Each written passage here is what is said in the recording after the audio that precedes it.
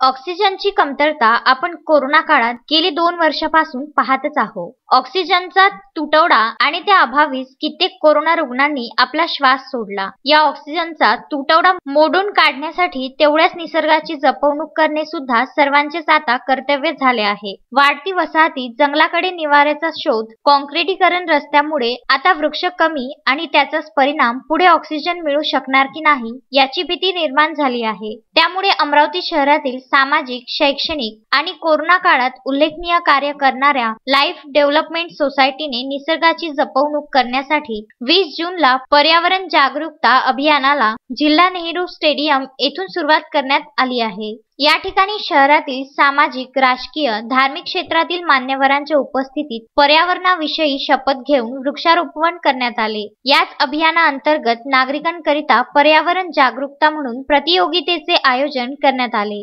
आपल्याच परिसरात वृक्षारोपण करून त्याचे 60 सेकंदाचे व्हिडिओ बनवून आपले नाव 9834918708 किंवा 7972647344 या क्रमांकावर पाठवावे. पुन्हा एका वर्षानंतर लावलेल्या वृक्षांचे परत व्हिडिओ काढून 20 जून 2022 पर्यंत पाठवावे. यातील 100 वृक्षप्रेमींना सोसायटीच्या वतीने गिफ्ट वाउचर, डिजिटल प्रमाणपत्र देऊन त्यांचा सन्मान करण्यात येईल असे आवाहन करण्यात आले. 20 जूनला पर्यावरण जागरूकता अभियानात माजी लेडी गव्हर्नर तथा आचार्य कमल गवई, समाजसेवक गोविंद कासट, समाजसेवक नितीन कदम, प्राध्यापक सुभाष गवई, प्राध्यापक प्रमोद कुमार, डॉक्टर शालिनी पंडित, नरेंद्र गुलदेवकर, विनोद गुलदेवकर आदी उपस्थित होते.